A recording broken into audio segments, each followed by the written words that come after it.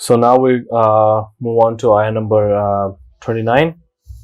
Say, now the truth has come from your Lord. Let those who wish to believe in it do so, and let those who wish to reject it do so. We have prepared a fire for the wrongdoers that will envelop them from all sides. If they call for relief, they will be relieved with water like molten metal, scalding their faces. What a terrible drink, what a painful resting place. Should I go on? Stop here? No, I think this ayah reminds me of a totally different perspective. I just keep imagining because of the enormity of this Dajjal. Mm-hmm. The real question that we better understand is there a one way of looking at Dajjal? No, there isn't. It's not it's not that impossible that Dajjal will be the, I'm just giving you a perspective here, that Dajjal would be the biggest alim of Quran, and he will be actually calling people to the Quran. Mm-hmm. And he will actually have a very firm grip of not just the Quran, but the message of the Quran as well. And he will be deceiving people, specifically Muslims, from the Quran. Mm-hmm. And this is something which we never think about, especially not as Muslims. We just think he's going to be talking about the Torah or the Injil or that too, in a twisted way. But why are we so closed on the fact that this Dajjal will be in the name of Quran? Why is that such a hard thing to swallow, when we know that Muslims are going to be running towards him, and there is a certain movement towards a unified religion already going on in the name of humanitarianism and so on, and in the name of love and compassion, and they take it out from all of those books, not out as in they omit it. They bring forth the concept of love from the monotheistic books, and calling God as the God of mercy and God of love and care and compassion. And this could be a very good handle for to call to the hearts of all of the people in the world. I mean, there is not even a single hadith about a grand scheme of the Dajjal oppressing the human beings. He will be oppressing some certain people who will be the believers who are going against him. But in a general perspective, the Dajjal is not a tyrant. If anything, he is a giver of wealth. He's providing sustenance. He's making it rain, and he's making crops grow, so on and so forth. This is a philanthropist in a certain way of psychology. This man is a helper. Yeah. This man is an apparently a merciful man. Only a merciful man is going to do all of that, make it, barren land, grow crops. I mean, you have to understand, this is a little too out there. It's too visible. We just don't want to look at it. Otherwise, everything is pointing towards that psychology of the human being at that time. And that psychology has to be looked into, of the regular believers of Dajjal. Those believers, I mean, it's too far-fetched to believe that the majority of the planet is running towards a tyrant. It has never happened. Yeah. Why would that all of a sudden change the psychology of the human beings? And if it did, then this is not the message for him. The Quran is the message for the regular human being. So that means the psychology of the human being is never going to change, because the Quran is actually addressing that psychology. Yeah. So why are we actually assuming that Dajjal is going to go against the psychology of the human being? So if he has to be the greatest Dajjal ever, then it should be really factored into account that Dajjal is going to use the Quran. Literally. And there are already many versions of the Quran people have presented where they have taken out certain surahs and certain chapters. And then they say that like now this is better, you know. Even if they don't omit it, they actually subside those ayahs. Yeah. Even current ulama are saying that certain ayahs were just for the Prophet ﷺ. Yeah. Certain ayahs were for the certain time. Yeah. And so on. Without naming anybody, it's a general demand of the current human psychology, that the Quran does not fit the current norms of the way we want things. And this is a very big door that we're trying to open here. Instead of us tuning our psychology towards the Quran, we want the Quran to change its psychology towards us. And this is something which could very well be the handle of Dajjal to utilize this. I'm not saying it is, because if I can think about it, Dajjal is going to supersede that thought process as well. But that's our job as Muslims, to actually try and put as many options on the table, and that's our duty. I mean, I know I won't be able to pinpoint the exact mechanism of how Dajjal is going to be, otherwise it's not a Dajjal. However, us unveiling all of those algorithms that lead towards a certain thought process is going to delay the Dajjal's coming. Because if somebody is like me talking about this, that means, some people will be listening and some people will be actually tuning the psychology again. And that's one person less from his army. Yeah. So, again, not going into the philosophy of this, but this is something which is a little too obvious for any sensible man to think that why is Dajjal not addressing 3 billion people's book? And by that time, maybe it's 5 billion. The Muslims, I'm talking about the Quran here. And this is why, and again, even the Bible, the whole book is filled with the documentation of Antichrist. So this is not at all, this should be on the table all the time, that Dajjal is reciting the ayahs of Quran and actually telling them, because whenever I read this ayah, I'm thinking, is this something which Dajjal is going to be saying, that this is that murky oil? Do you want to drink from this, even though I'm giving you the water from Kausar, or even better, the real water of Jannah? And this is what the Prophet himself said, that his hell will be carrying 2 rivers. One is the river of fire, and one is the river of water, sweet. Heaven of his hand will be the hell, and his hell will be heaven. So the very concept of him trying to persuade the Muslims to the Quran should be in a part of our arsenal, a psychological arsenal, that yes, I expect this, and I have to be really close to the actual people who are the scholars of the Quran, who actually are preparing for a certain system of dawah, so that this sort of event gets as delayed as possible, or whatever we can do. Because one man just opening the Quran and just trying to get his meaning out of it requires any kind of a scholar to just do whatever he can with them. So understand where I'm coming from. I want this factor to be included in our preparation. That if I read the ayah, and if the Dajjal is actually trying to convince me, and I'm holding the Quran, why would he not have the power to understand the Quran as much as he wants to? Or maybe he understands it, but he's just making me deviate from it through the very ayahs. Yeah. Because if I have to talk to a Christian to try and understand how he wants, or how he can be, brought to the right message, I need to understand his book. I can't just give a Quran to a Christian and say, hey, this is how you should look at the message. Yeah. I need to give him through his own book of why. His own book. Yeah. To convince him. Yeah. So why wouldn't Dajjal be doing that? Yeah. Why will Dajjal be so blatantly against the Quran and still have all the people, going towards his message? Yeah, and I remember, like, even nowadays we have a few people, I'm not going to name them, but they're like getting really famous, and their followership is like getting bigger and bigger, who are translating Quran directly from the dictionary, altogether rejecting all the hadith.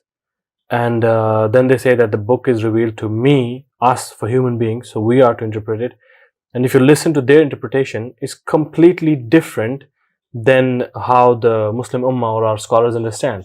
So he changes who the Bani Israel really are. He even changes the meaning of who the people are, those that are rewarded by Allah, and those that got the punishment from Allah. He changes the meanings. He even changes the meaning of the Kaaba or its placement on the earth and everything. And he's got a big, massive followership now. So if you listen to his Quran, so he's the same Quran, and he's like well versed. He has a very firm grip on complete Quran from his memory. And if you listen to his Quran, it's completely a different thing. So if another man more intelligent than him will come, of course, they can put whatever meaning they want to. Yeah, I mean, it has to be part of his trick. It has to be, and otherwise it's not possible. See, when the Prophet ﷺ said that in his dream that he's mirroring Isa alayhi salam, and of course Isa alayhi salam is going to be narrating the Quran to us. Yeah. So why wouldn't Dajjal be narrating the Quran to us? If the Prophet ﷺ says your Lord is now one-eyed, that means he's actually going to claim to be the Lord. Yeah. And no Muslim can actually believe a Lord without the Quran. Probably he's going to be the first one to say that your Lord is not the one-eyed. Maybe he's going to start with that. Whatever we know is something which he's going to utilize, not something which we already counter. Yeah. Whatever we actually agree upon is something which he's going to start. This is his first step. Okay. So indeed, those who have believed and done righteous deeds, indeed, we will not allow to be lost the reward of any who did well in deeds. Yeah. So this is his claim against Allah's claim here. Literally the same claim. See, because this is the same argument. Anyone is going to be claiming God is going to say. Wow. Yeah. You know what I'm saying? Because I remember this minister of Balochistan, that lady. Mm-hmm. And we better narrate this. She said that my father and my grandfather and my uncle, my father's brothers, all were alim of Quran and the top ulama at that time. But at that time there was a plague in Balochistan. And I mean, she's still alive right now, this minister. I think Zubaida or someone, I don't remember her name. And she said that, and they were told to be quarantined. And then the Qadianis came in and they said, if you convert to Qadianism, there's not going to be a plague that's going to hurt you, because that's something which we can actually prove to you. And she said all four of them converted to Qadianism, and all four of them died from that plague, in that very plague. Wow. See, now when I heard this, I'm like, okay, hold on. Where is this promise coming from? And how come people believe in the promise? Because people want to believe in some promise. Some promise, some hope, yeah. So if there is hopelessness, anybody who's going to be giving him hope, and this is the ayah, which is ayah number 30. Yeah. Which say, indeed, those who have believed and done righteous deeds, indeed, we will not allow to be that those deeds to be lost. Yeah. So this is something which is hope. Yeah. This is exactly what the previous ayah is saying as well. So first, the hadith says the land will go barren. There will be no rains. Famine and will prevail on the planet. People will be helpless. This corona has actually shaken up most of the world. Yeah. Imagine if there's no, agriculture. Yeah. All of a sudden, people will be dying, and this guy is going to be coming and giving them life, like Isa alayhi salam. And then, why wouldn't people be actually jumping towards his religion? Yeah. Those will have gardens of perpetual residence. Wait, I'm going to read it from Abdul Halim. They will have gardens of lasting bliss graced with flowing streams. There they will be adorned with bracelets of gold. There they will wear green garments of fine silk and brocade. There they will be comfortably seated on soft chairs. What a blessed reward. What a pleasant resting place. Yep. Tell them the parable of two men. For one of them we made two gardens of grapevines, surrounded them with the date palms, and put cornfields in between. Yeah, I these two ayahs. Next one is about the river flowing, gushing within these gardens. I just get a little astonished by the kind of details Allah subhanahu wa ta'ala is giving us about what was surrounding the gardens and what was between the gardens. It is not there is no coincidence in the Quran. There's not even an alphabet which is over and above a certain meaning. Subhanallah. Now here we're talking about the Dajjal. Yeah. And then we're reading the description of the Jannah. And then we have exactly same ahadith about the Dajjal's Jannah and Jahannam. Yeah. And here Allah subhanahu wa ta'ala is talking about the actual architecture of the gardens of grapevines. Yeah. And surrounded by palm trees, and then separated by fields of crop, and then a river gushing through boats. I don't know. I just get baffled when I get to these sort of details that Allah subhanahu wa ta'ala is saying. Because see, in the commentary of Surah Kahf, no one has actually given us any detail as to why did Allah give this kind of detail. Yeah. I mean, He could have just said He gave garden to two people. Gardens, and it was green, and there was abundance of fruit and everything. Why is the whole architecture given here? It is something which raises a lot of curiosity in me of why is this sort of specificity, this detail.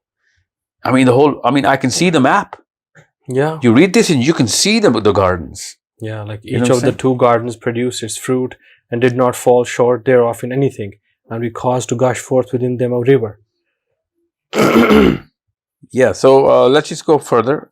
And so he had abundant fruit. One day, while talking to his friend, he said, I have more wealth and a larger following than you. And he entered his garden while he was unjust to himself. He said, I do not think that this will perish ever. This is a statement of arrogance. Any human being with current psychology of the human beings cannot possibly say that. We don't think like that. Current human beings don't think like that unless some promise. Yeah, we're all scared of loss all the time. Yeah, that's our current psychology. Yeah. Even atheists, they know nothing's forever here. Yeah. How come this guy is saying this? He is sitting on a promise. Yeah. Saying some godly promise, some godly promise who's actually But he says, I do not think. You see, ma avannu. Yeah. So it means like he says that I don't think. Yeah, I don't think this will ever perish. I know it's a regular... It's the same thing, yeah. Yeah, regularly arrogant people think that their company is not going to go bankrupt or stuff like that. But still, this is not a company. Yeah. This is a garden. Yeah. Which is dependent on a million factors, specifically the weather, which nobody controls. Yeah. Unless somebody is controlling the weather. And they have promised them something. Yeah. A guy who is controlling the weather can promise a garden not to be perished. Yeah. Wow. And understand this. This is a time and the Dajjal is going to come in on barren lands and he's going to grow gardens over them. So anybody who's going to be following the Dajjal will have to say this. That I don't think this will ever perish now. Ever. Abada. That's the word here. Never, Abada. yeah. You know what I'm saying? This is not a human's statement unless he's following something which he thinks is godly. Yeah. So it's going to be literally the statement of every follower of the Dajjal. Literally. Ma'azun. Wow. Because Allah's promise is that the garden of Jannah will never perish. Yeah. That's what I'm saying. Yeah. Every follower of the Dajjal is going to think that, yes, here you go. The man who had the... Yeah. This is never going to perish. It is never. Yeah. Because it draws from a dead, barren land. Because he controls the clouds, he controls the rains, he controls everything. Wow, that's a completely different perspective. Subhanallah. Okay, so I do not think this will ever perish, or that the last hour will ever come. Even if I were to be taken back to my Lord, I would certainly find something even better there. Yeah. Because I just got a symbol of the heaven here. Yeah. So I just jumped on his, right hand of Jannah. Yeah. And I'm going to go find even a better return. Any follower of the Dajjal is going to have these two statements back to back. Wow. Okay. His companion retorted, Have you no faith in him who created you from dust, from a small drop of fluid, then shaped you into a man? But as for me, he is Allah, my Lord, and I do not associate with my Lord anyone. This opens a little door as if Dajjal is not going to be able to, fully convince people of no, Lord or God? no. There's going to be, could be, but it seems as if Dajjal is not going to be able to make barren women bear children. He's going to be able to do a lot of things. It seems as if he's not going to be able to do a certain thing, which is, specifically to Allah subhanahu wa ta'ala. And this might just be one of those things that the believers will actually be falling back on. That, why don't you? Because Ibrahim alayhi salam said to Nimrud, yeah, exactly, that, if you can produce life, yeah, then why don't you make the sun come from the west? Yeah, if you're the God, yeah, why can't you? Yeah, and I practically believe that, Nimrud was also doing this kind of stuff. Yeah. He was trying to raise from the dead, and even though the commentary says something else, because he just let go of a prisoner who was sentenced to death, he said, I gave him life. But that's in the commentary. Yeah. You know what I'm saying? For all we know, he was doing something so he gave him tested him to something that he knew Ibrahim alayhi salam that he can't do. Yeah, and this is another argument as to what believers can say to Dajjal, that, you can do this, you can make it rain, okay, why don't you make the sun come from the west? Yeah. And by the way, that hadith actually does signify he won't be able to do that, because he's going to be stopping time, right? He's not going to be reversing time. If he makes the sun go in reverse, he will be reversing time. Yeah. So that's another argument a Muslim can give to Dajjal, that, why don't you make the sun rise from the west? No, it does not necessarily reverse the time. It will only reverse the cycle of the day. Sun is rising from the west end. Yeah, but we have a certain lock on his time. His first day is going to be for a year, right? Yeah, but what I'm saying is, through the Quran, we can see of whoever has claimed to be God, or whatever God's arguments were, or maybe he can reverse it, maybe he can, and he's going to use that as an argument. See, Ibrahim said that Nimrod cannot do that. Look at me doing this, that's why I'm your Lord. You know what I'm saying? So I'm just saying, the Quran itself has so many ways the Quran is speaking to us as to how we should be able to deal with this sort of situations. Okay, if only when you entered your garden you had said, this is God's will. There is no power not given by God. Although you see I have less wealth and offspring than you. Which ayah are you reading? Ayah number 39. Yeah. And my Lord may well give me something better than your garden and send thunderbolts on your garden from the sky, so that it becomes a heap of barren dust. Yeah. Or its water may Since it's an argument of a believer, so we're not going in detail. Yeah.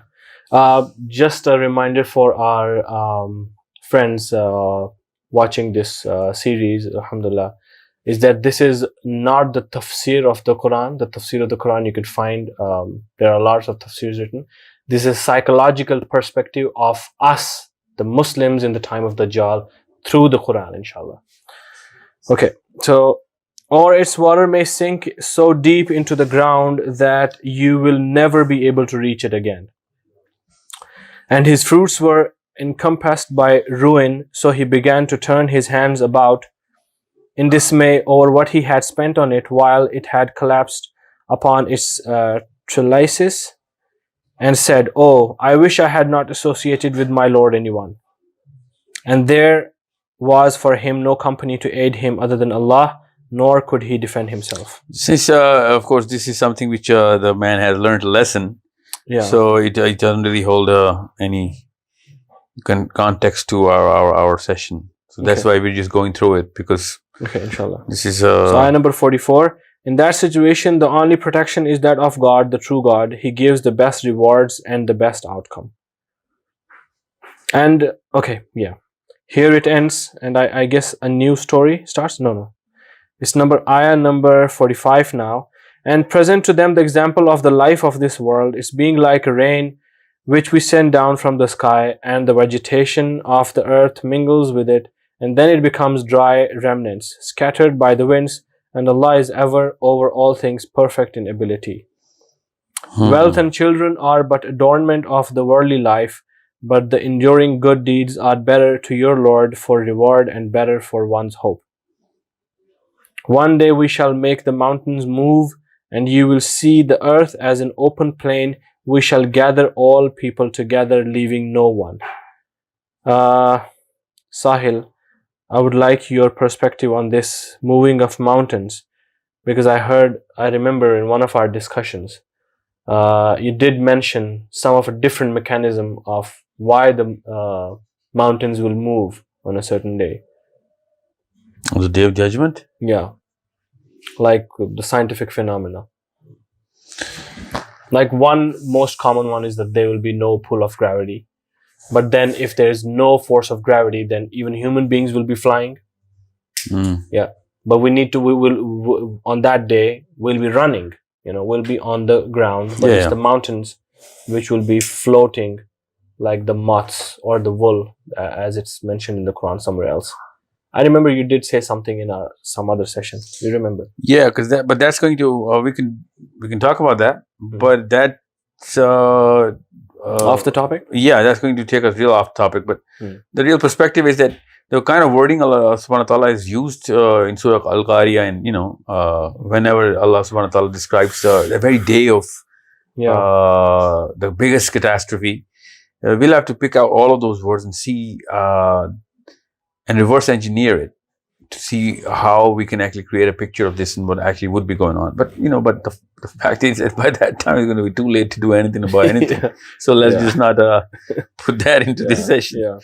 Okay. And they will be presented before your Lord in rows, and he will say, "You have certainly come to us just as we created you the first time, but you claimed that we would never make for you an appointment.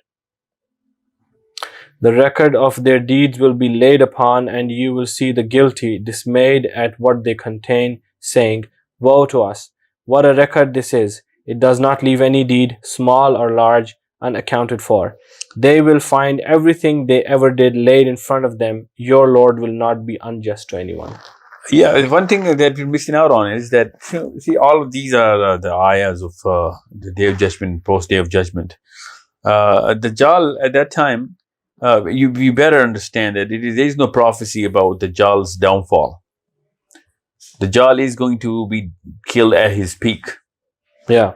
So there is no way of us using these ayahs as an account for believers to say that, see, we told you this is not going to remain forever.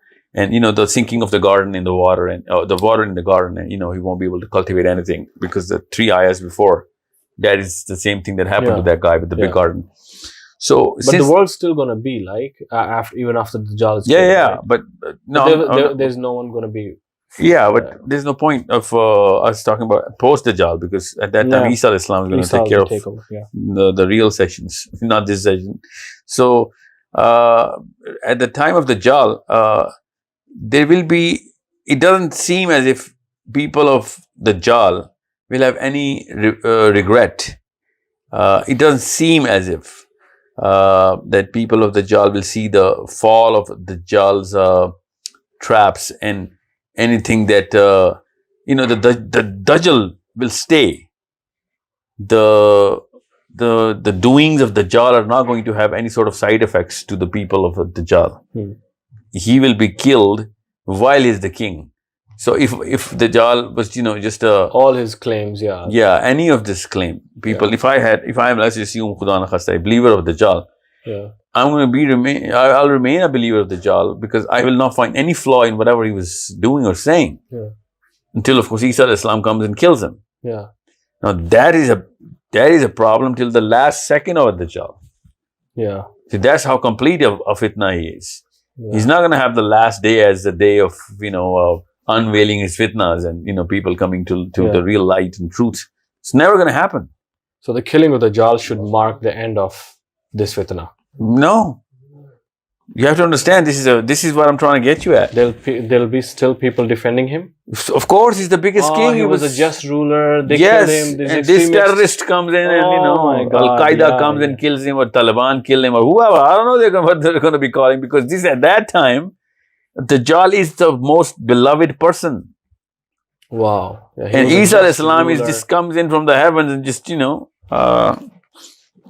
puts all of that, that assumed Jannah, and then makes it useless for the people. So, or maybe, people will keep all of those gifts of a Dajjal.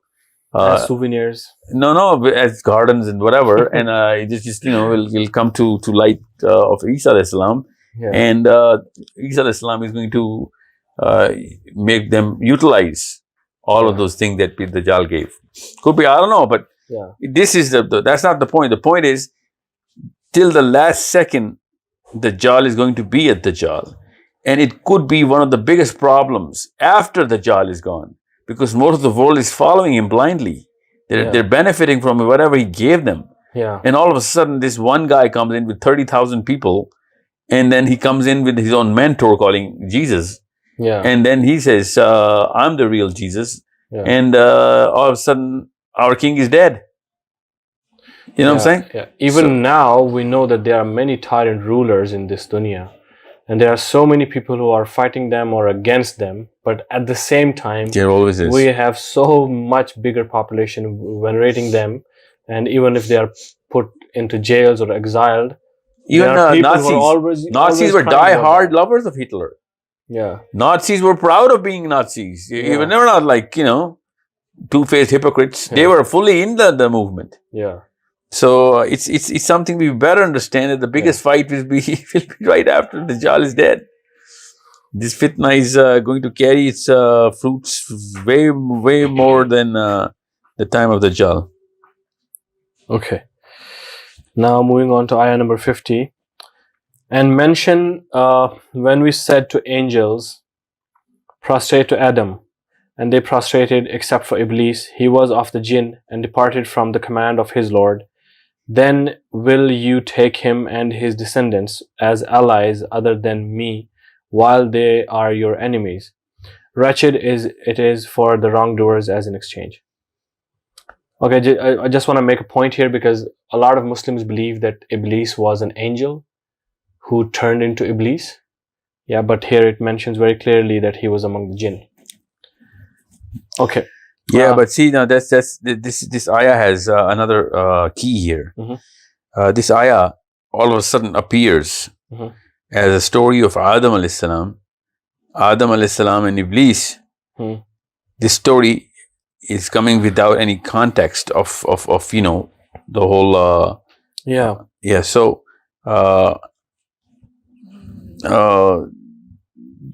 we should look into the fact that what kind of happenings were going on in detail at the time of the creation of Adam alayhi salam, and why would Iblis become do whatever he did, and what does that got to do with all of this, all of what we're talking about?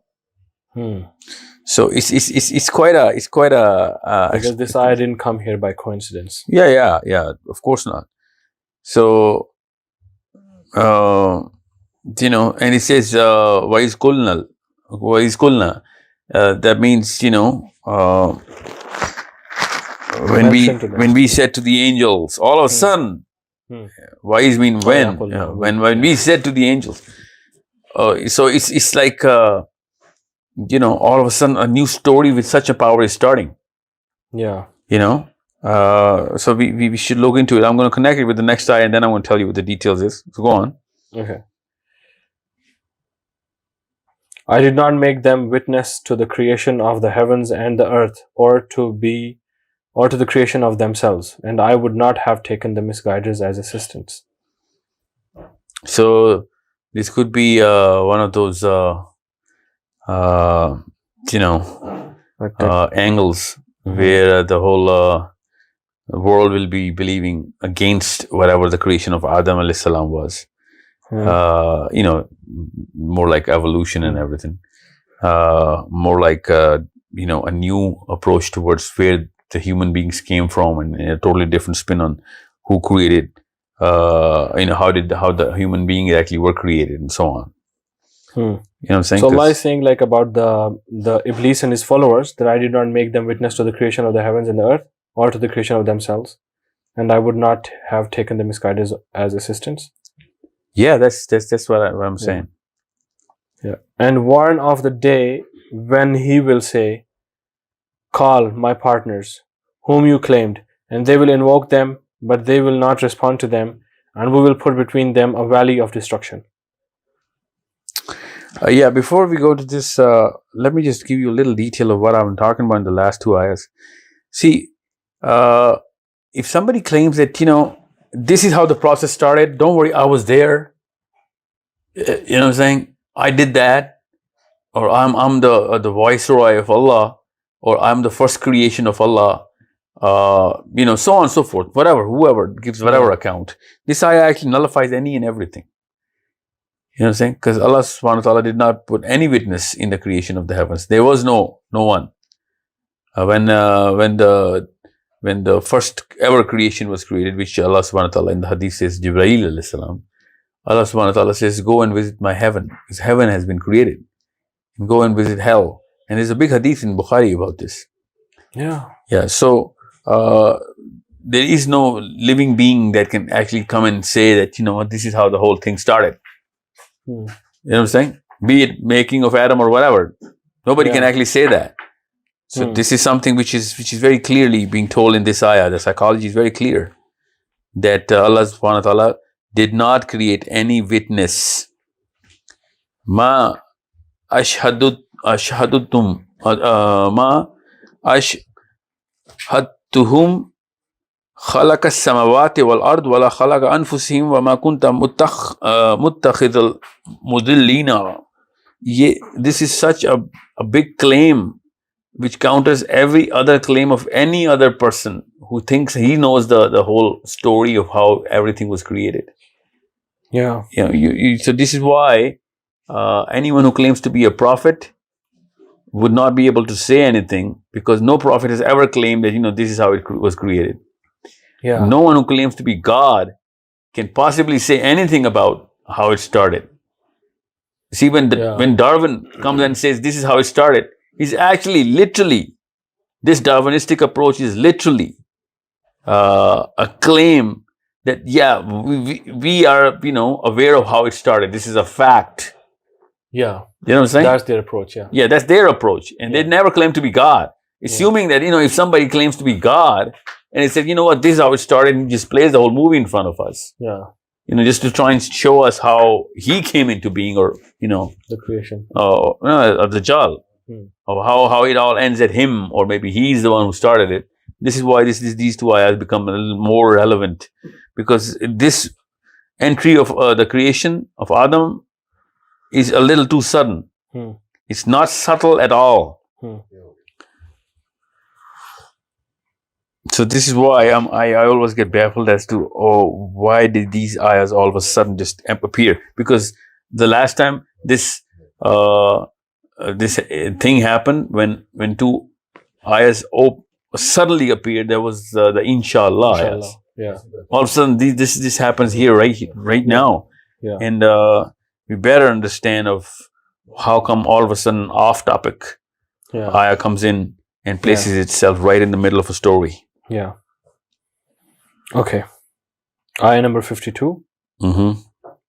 And warn of the day when he will say, no, I read it already. 53. And the criminals will see the fire, they will not find from it a way elsewhere. Yeah, we covered that in the last one, yeah. And we have certainly diversified in this Quran for the people from every kind of example. But man has never been most of the anything prone to dispute. Abdul Halim says, in this Quran we have presented every kind of description for people, but man is more contentious than any other creature. That's the exact opposite of what Sahil International is saying. Yeah, that's what I was thinking. How does that mean? So yeah, Abdul Halim is right on this account that we are going to dispute any and everything. Yeah. We just have it in us to just try and counter-argue everything. And this is why Allah subhanahu wa ta'ala says, since there is no witness of how I did this, there is no way for you to know.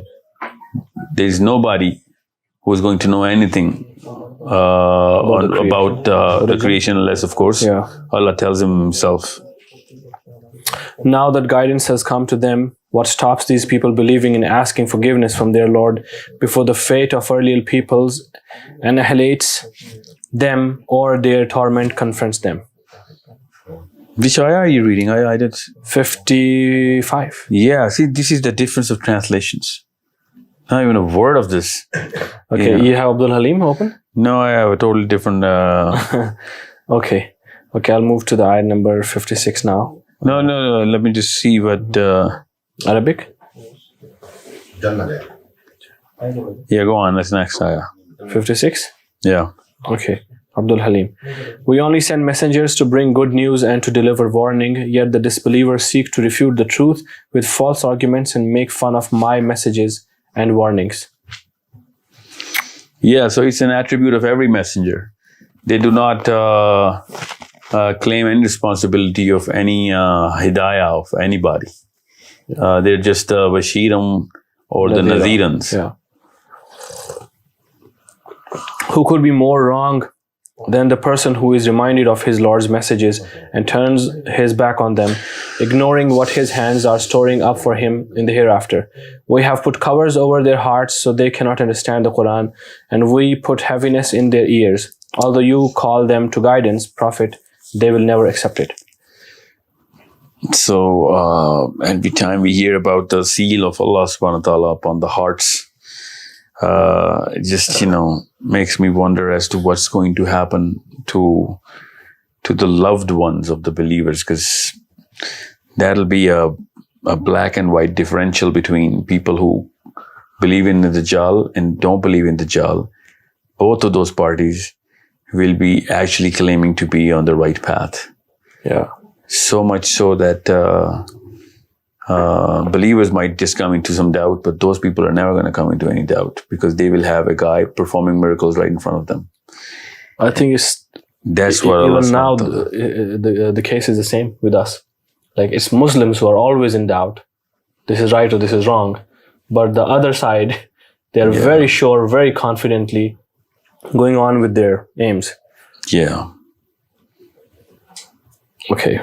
And we were still even arguing what to do. What should we do? Some say do this, as a Muslim do that. Well, at least they're trying. I'm talking about people who are totally convinced that, there is no such thing as Quran or Hadith or, those are the people which Allah is saying we have placed over their hearts a covering. Yeah, and your Lord is the forgiving, full of mercy. If He were to impose blame upon them for what they earned, He would have hastened for them the punishment. Rather, for them is an appointment from which they will never find an escape. That is ayah number 58. 59 now. Just like the former communities we destroyed for doing wrong, we set an appointed time for their destruction. Moses said to his servant, I will not rest until I reach the place where the two seas meet, even if it takes me years. I think the story of Musa and Khidr starts from here. Yeah, that's a very certain story. Yeah, let's just stick to the last ayah. In those cities. Yeah. وَتِلْكَ الْقُرَىٰ. This is something. وَتِلْكَ الْقُرَىٰ أَهْلَكْنَاهُمْ لَمَّا ظَلَمُوا وَجَعَلْنَا لِمَهْلِكِهِمْ مَوْعِدًا. Yeah, لِمَهْلِكِهِمْ. لِمَهْلِكِهِمْ مَوْعِدًا means an appointed time the cities will be destroyed. Destruction here. No matter what.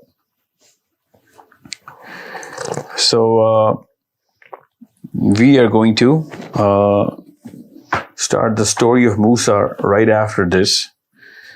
And we're not going to, actually we'll do it in the next session, of course. But the lesson for today's session is very clear that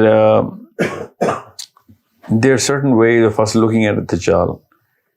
And the primary way is so black and white that I'm afraid that Dajjal is going to gray the hell out of everything And we think we're going to be actually thinking he's going to use blacks and whites, and that, do not read the Quran. Quran is not the book of God. I come up with a new book, or, I've reincarnated or restructured the whole message from all three books. That's not how it's going to work. He will be using all of those books separately for all of those followers of those very books. And this is why we need to really understand of how we should know what is the seal of those hearts. And also what kind of avenues the deception is going to come from in terms of our understanding of the philosophy. The story of Adam keeps haunting me, this ayah, when I think about at that time of what kind of knowledge, what kind of arrogance would people have about, of their belief as to how this whole source of creation and the end of the creation and the hell and heaven concept will be polluted altogether. All of this is all hell and heaven, and from the gardens to the to the next ayahs of how people will be actually believing that they are not only inside heaven but will be going to heaven even if this perishes at some level as well. Because even if it doesn't perish, they will know that they will perish. So they will be going towards heaven. So this is something which is the lesson in these two, in these 10, maybe we did more than 10 actually. More than 10, yeah. So we didn't go in detail because it was just a basic psychological way of us to create a awareness of what kind of psychological. There's actually nothing more basic than these. Yeah. I mean, I just want you to all understand that there are so many things that are complicated and a little confusing in terms of understanding and constructing our psychology in terms of how it started, or what is ghab, what is beyond ghab, and so on and so forth. And all this time we always undermine the fact that Dajjal could be using the most simplest things. Yeah. Maybe he's not even going to address any sort of complications. Why would he? Prophets never do that. You think he's going to come up with a new technique of how to become a prophet? No, people won't be able to do that because the perfect psychology of dawah, it was used by the prophets. Why wouldn't he use that? That's the most effective psychology anyway. 90% of the world still believes in all the prophets.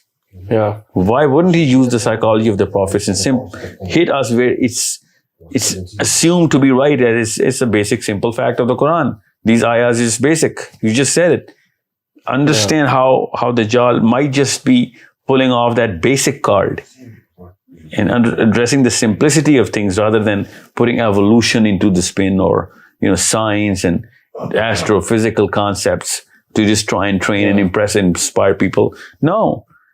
It could be the basic ayahs of Iman, and, he'll just be narrating all of those people just to soften the hearts and making sure most of the people are following him. Most people do not even know what complications are. Most people are simple people. Yeah. And when the ayah says most ulama and women will be following at Dajjal, this just goes to show that, he'll be using more of a dawah to the heart rather than the brains. Yeah. You know what I'm saying? And simplicity opens the doors to the hearts. Yeah. So we should always think that Dajjal is going to have such an easy access to people. Yeah. And, people don't even know what Surah Kahf is. They just know that, there's one kalama and then there's just one prophet. Most of the people don't even bother. Those are the people who are not going to be convinced as to, oh my God, show us the miracles.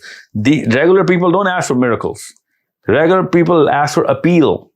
Yeah. That's it. And that appeal, if it's there, they're going to believe you.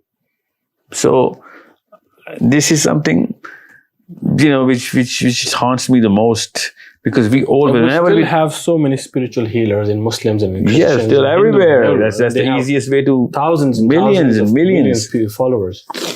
Yeah. Because those guys don't do any miracles. Yeah. They're not even qualified to even recite their own books properly, Yeah. But still they have millions of followers. So Dajjal could be a regular Joe. Yeah. You know what I'm saying? A dervish.